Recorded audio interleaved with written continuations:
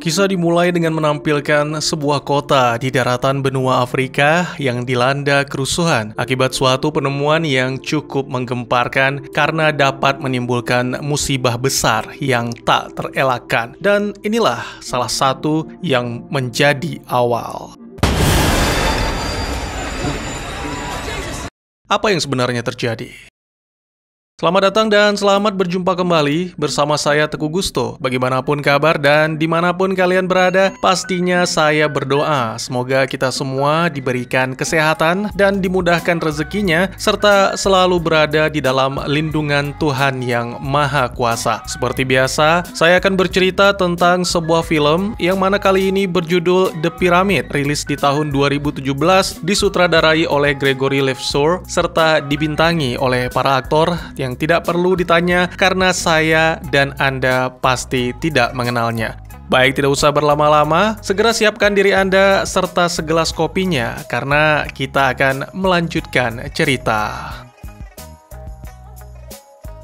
Ya, negara yang dimaksud tidak lain dan tidak bukan adalah Mesir, dan penemuannya tentu saja adalah makam atau piramida yang kini dianggap sebagai sesuatu yang terkutuk. Sementara kekacauan terjadi di pusat kota akibat para warga melancarkan protes kepada pemerintah. Di tempat lain, di situs penemuan, para arkeolog yang merupakan penemu sedang membuat film dokumenter tentang apa yang mereka temukan, dan ini sangat penting. Setelah tiba di lokasi, dua orang jurnalis yang ikut bekerja sama, Sunny dan juru kamera Terry, mulai merekam dan membuat laporan tentang penemuan tersebut. Mereka menjelaskan tentang piramida yang ditemukan serta menjelaskan keistimewaannya.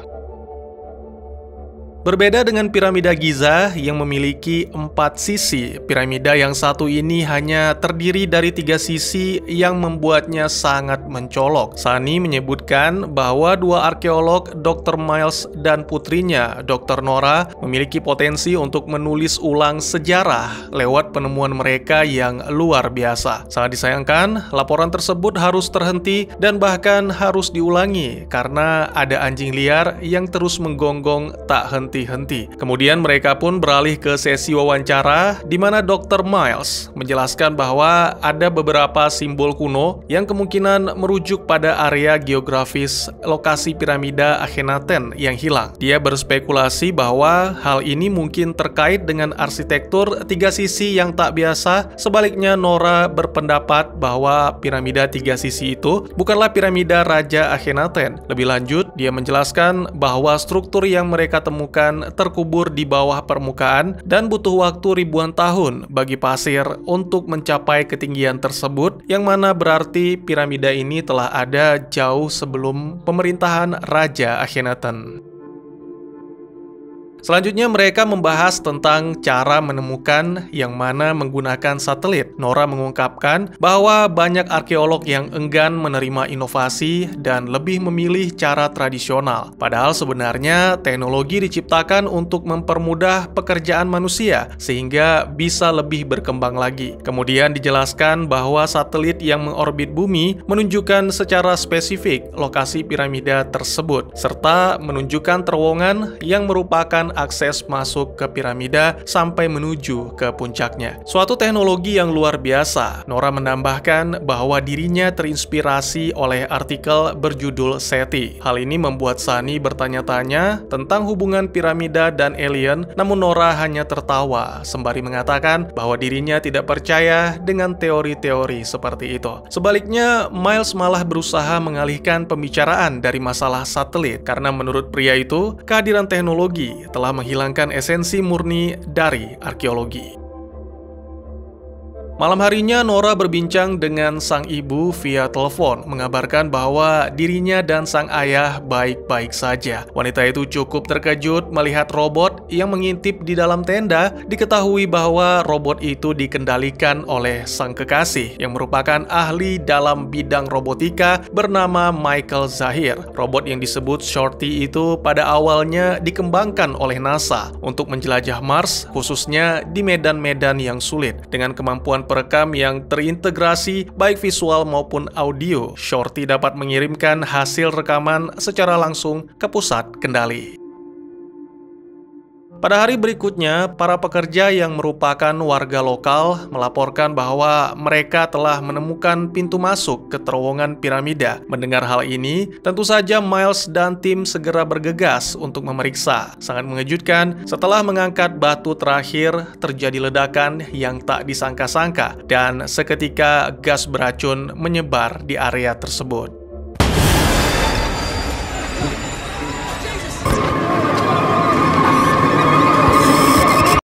Tak lama kemudian, Miles menerima pesan dari pejabat setempat yang mana memerintahkan para peneliti untuk melakukan evakuasi dalam waktu 24 jam. Hal ini dikarenakan aksi protes di Kairo yang semakin parah dan bahkan telah menjadi kekerasan. Tidak punya pilihan, Miles pun menuruti, memutuskan meninggalkan situs di hari berikutnya. Namun Nora yang keberatan berusaha membujuk sang ayah agar bertahan sedikit lebih lama untuk meneliti, minimal mengirim Shorty untuk mengetahui apa sebenarnya yang ada di dalam piramida.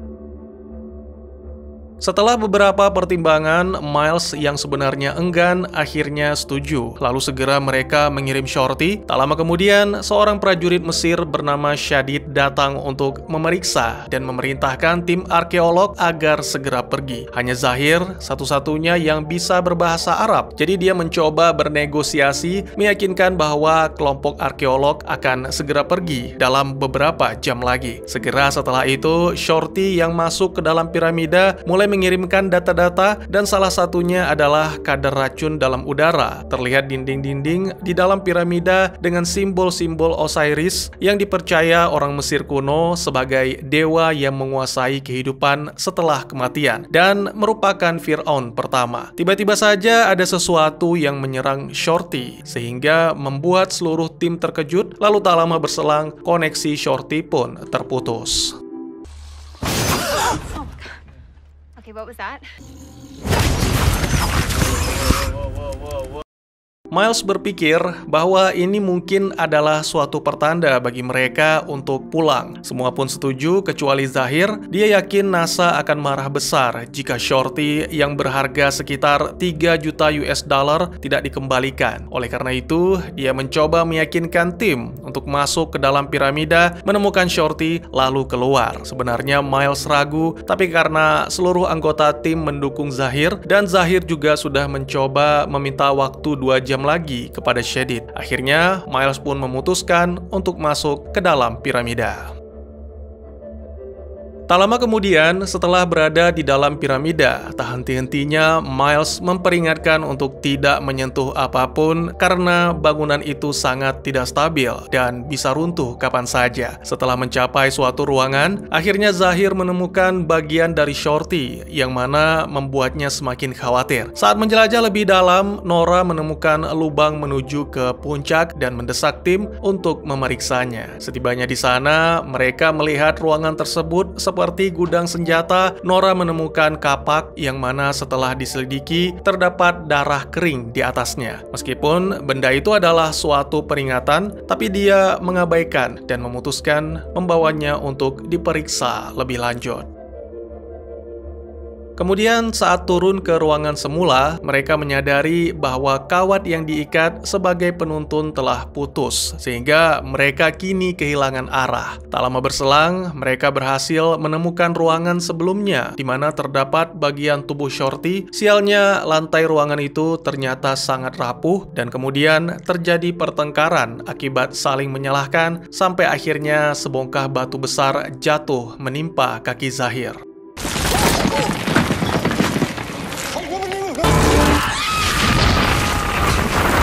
What the hell is wrong with you, man?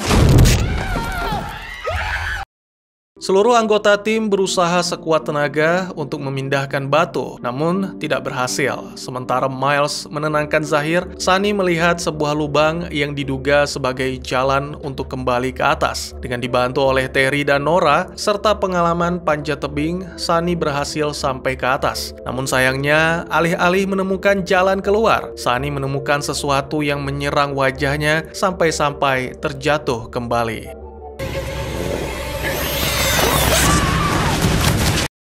Tak lama setelah itu, Miles menemukan sebuah pintu dengan beberapa simbol yang terpahat. Pria itu berhasil menerjemahkan beberapa yang ternyata adalah suatu peringatan untuk tidak masuk. Tak ingin mengambil resiko, Miles menyarankan agar menunggu sampai Shadid kembali dengan membawa pasukan. Namun Nora tidak setuju karena waktu Zahir sangat terbatas. Belum lagi ancaman dari makhluk misterius yang sebelumnya menyerang Sunny. Sebelum meninggalkan sang kekasih, Nora memberinya senter dan kapak untuk melindungi diri serta berjanji akan kembali. Sayangnya, tak berselang lama setelah melanjutkan perjalanan, kelompok tersebut mendengar teriakan. Lalu ketika Miles dan Nora kembali untuk memeriksa, sangat mengejutkan. Hanya ada darah yang berceceran dengan kaki Zahir yang masih terjepit di bawah batu. Peristiwa ini seolah menegaskan kembali bahwa mereka tak sendiri. Kemungkinan besar ada predator haus darah yang menghuni tempat itu. Sehingga meskipun Nora sangat sedih, sang ayah harus segera membawanya pergi meninggalkan ruangan tersebut. Saat mereka berkumpul kembali dengan Sunny dan Terry, Miles mengatakan bahwa Zahir tertimpa batu lain sehingga dia tak terselamatkan. Sunny dan Terry mengetahui bahwa Miles berbohong sehingga kembali terjadi pertengkaran. Tapi Miles sama sekali tidak memperdulikan karena yang terpenting adalah melanjutkan pencarian demi menemukan jalan keluar. Selanjutnya, kelompok tersebut tiba di depan terowongan atau lorong yang hanya bisa dilewati dengan merangkak. Pada awalnya, semua baik-baik saja sampai Nora merasakan ada sesuatu yang mengikuti. Segera mereka mempercepat pergerakan demi bisa keluar dari terowongan itu. Beruntung, di tengah-tengah kepanikan, mereka bertemu dengan Shadid. Mengetahui ada bahaya yang mengancam, tentara itu pun langsung melepaskan tembakan untuk membunuh makhluk-makhluk mungil. Dan tiba-tiba saja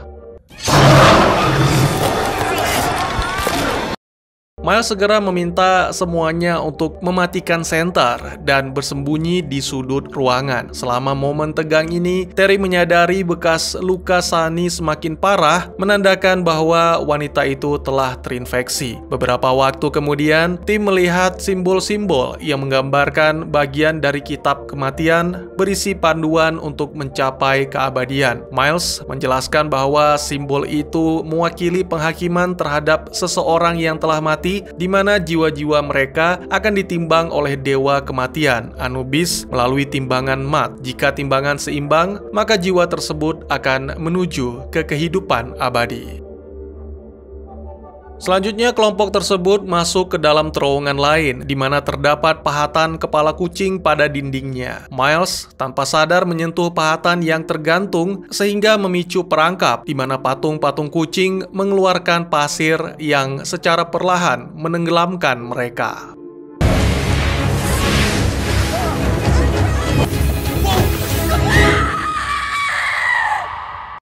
Situasi benar-benar kacau. Nora sempat terkubur di dalam pasir dan beruntung sang ayah masih bisa menyelamatkan. Namun sayangnya Sunny tidak seberuntung itu. Dia jatuh ke dalam lubang di mana tombak-tombak tajam menusuk tubuhnya. Rekan-rekan mencoba menyelamatkan, namun pada akhirnya Sunny tewas akibat infeksi. Tentunya semua berduka, tapi mereka tidak punya waktu untuk berlama-lama karena harus segera menemukan jalan keluar.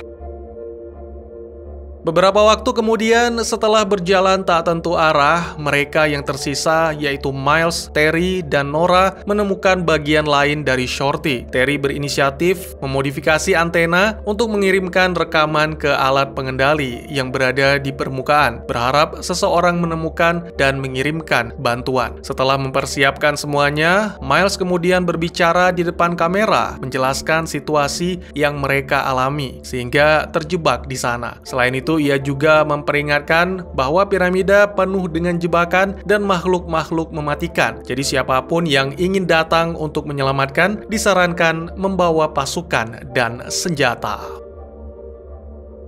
Selanjutnya, Miles dan Nora merasakan angin yang terhisap ke dalam dinding, menandakan ada ruangan rahasia di baliknya. Tak lama berselang, Miles berhasil menemukan tuas yang membuat dinding terbuka di mana mereka menemukan ruangan yang disebut makam. Setelah menjelajahi lebih jauh, mereka melihat jasad-jasad yang sudah menjadi tulang. Mereka memeriksa salah satu yang di dekat sarkofagus dan diketahui bahwa itu adalah mayat penjelajah dari abad ke-19 beserta jurnalnya, di mana pada jurnal itu tertulis si penjelajah dan kelompoknya telah menemukan jalan keluar. Ya, ini menandakan bahwa jalan keluar sudah dekat, jalan keluar yang kemungkinan digunakan oleh Shadid untuk masuk ke piramida. Namun, sangat disayangkan, belum sempat mereka mencari, tiba-tiba saja We have to keep going. We don't want to end up.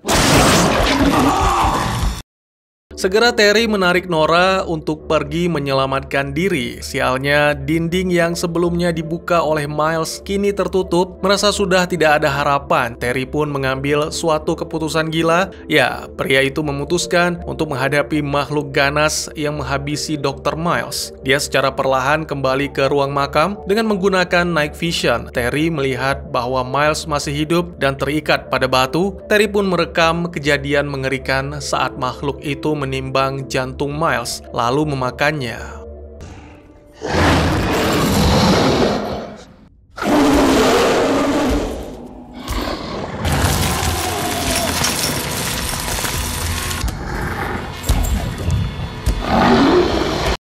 Ya, setelah adegan yang menegangkan dan cukup bikin jantungan, Terry menemui Nora, menunjukkan hasil rekamannya. Nora menduga bahwa makhluk itu adalah Dewa Anubis, makhluk dengan tubuh campuran manusia dan jackal atau anjing liar. Makhluk itu akan memakan jantung orang-orang yang tidak suci atau orang-orang yang berdosa. Menyadari Anubis masih belum kembali, Terry segera mengambil pistol dari jasad tentara, sementara Nora mengambil senter dari mayat Miles. Sesaat kemudian, wanita itu menemukan simbol-simbol yang menjelaskan bahwa piramida itu dibangun sebagai penjara Anubis. Lebih lanjut dijelaskan bahwa Anubis ingin bersatu kembali dengan tuannya. Oleh karena itu, dia harus menemukan pintu atau gerbang menuju ke surga. Ya, surga menjadi kata kunci yang menurut Nora adalah pintu keluar. Setelah beberapa saat berkeliling untuk mencari, akhirnya mereka menemukan terowongan atau lubang yang menuju ke atas, ditambah lagi tersedia tangga di sana untuk memanjat. Keduanya meyakini bahwa Shadid juga masuk ke dalam piramida melalui lubang yang sama. Tak ingin menunda-nunda lagi, Nora bergegas mulai memanjat dan segera Terry mengikuti. Sayangnya tak lama berselang, di tengah-tengah pendakian, tiba-tiba terdengar raungan yang menandakan Anubis telah kembali.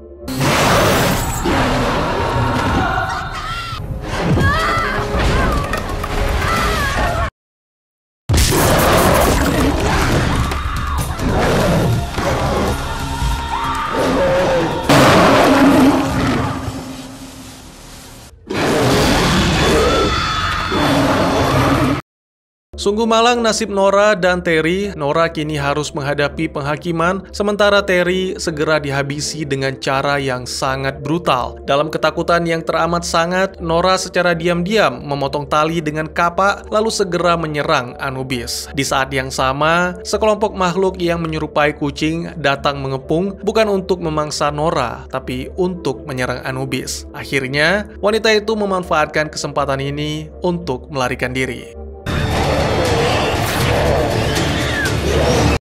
Film pun ditutup dengan menampilkan Nora yang tak sadarkan diri tepat ketika nyaris keluar dari piramida. Beberapa saat kemudian, ketika terbangun, seorang bocah datang mengambil kamera yang dibawa Nora. Nora sendiri terlihat dalam kondisi sekarat akibat infeksi dan tiba-tiba saja.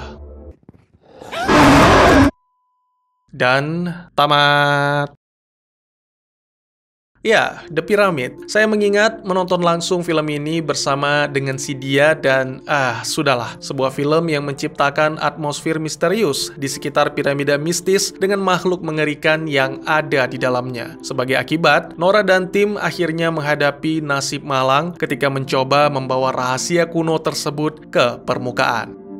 Awalnya motif para karakter berasal dari keinginan mereka untuk mengungkap rahasia-rahasia di dalam piramida yang penuh dengan ketidakpastian, sampai akhirnya berubah menjadi mengutamakan keselamatan. Miles dan Nora yang mencari piramida Akhenaten malah menemukan piramida misterius yang keberadaannya jauh sebelum masa Firaun tersebut. Demikian pula Sunny dan Terry, atau dalam film ini dipanggil Fitzy. Mereka menyadari pentingnya penemuan piramida ini sehingga memutuskan untuk bekerja sama demi menjadi bagian dari momen bersejarah tersebut.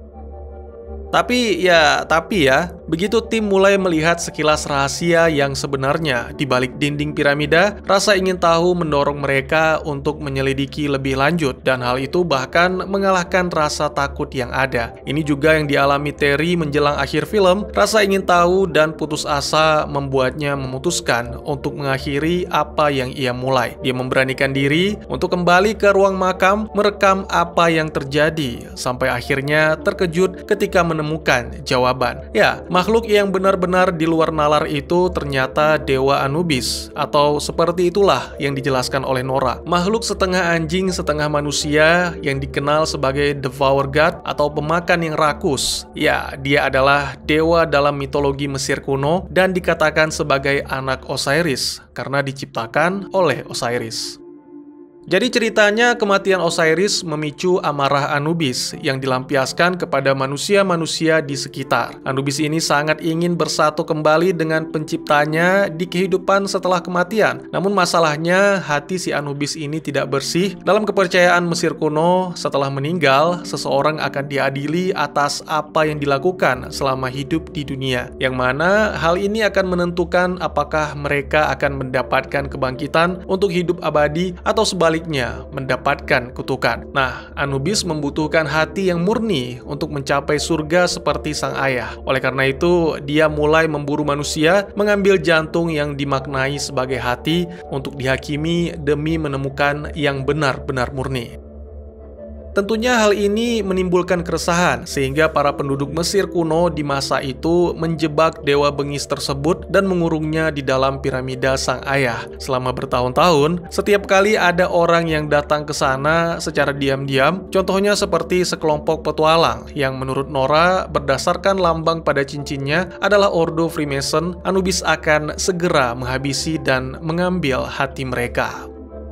Saya tidak benar-benar yakin apakah Anubis membutuhkan ratusan hati yang murni ataukah telah mengorbankan ratusan manusia, tapi tidak juga berhasil menemukan hati yang murni untuk membawanya ke surga. Pada akhir film, seperti yang kita tahu, makhluk itu menemukan seorang bocah dan segera menerkamnya. Jika memang hati bocah itu benar-benar murni dan yang dibutuhkan Anubis hanya satu, maka makhluk itu akan menuju ke surga. Tapi jika hati si bocah hanya salah satu dari sekian hati murni yang telah dikumpulkannya, maka sudah bisa dipastikan Anubis akan keluar dari piramida dan mulai memburu para manusia.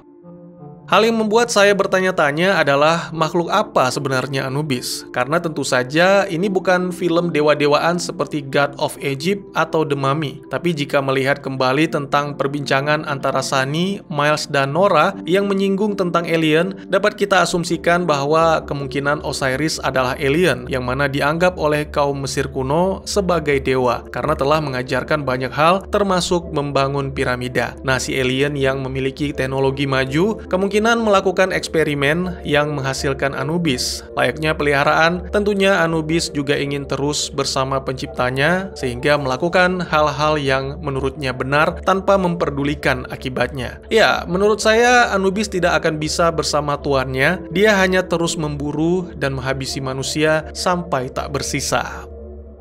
Terus kalau kucing gimana, Bang? Ya, saya tidak yakin apakah itu kucing hasil eksperimen alien atau memang kucing purba. Tapi yang jelas, keberadaan kucing di dalam piramida adalah untuk mencegah orang-orang masuk ke dalam piramida dan melepaskan Anubis. Selain itu, menjaga Anubis agar tetap di dalam. Mereka adalah karnivora alias pemakan daging. Miles menduga bahwa kucing-kucing itu memakan sesama atau lebih tepatnya memakan generasi yang lebih tua demi bertahan hidup. Kurang lebih demikian, terima kasih buat yang sudah menyaksikan. Silahkan memberikan komentar, bertanya, ataupun merequest kira-kira film apa yang menarik untuk dibahas. Bisa lewat kolom komentar, atau buat yang malu-malu, bisa via DM ke Instagram saya di @tekugusto. Insya Allah pasti akan dibaca. Mari kita jadikan kolom komentar sebagai sarana penambah wawasan dan menciptakan jalinan persaudaraan, bukan malah menjadikannya sebagai tempat pembulian sehingga menciptakan permusuhan. Jangan lupa untuk dukung terus channel ini dengan cara share, like, dan subscribe, karena dukungan dari kalian sangat berharga bagi saya demi perkembangan channel ini. Saya Gusto, sampai jumpa di video selanjutnya. Tetap semangat, tetap bersyukur setiap hari. Dadah!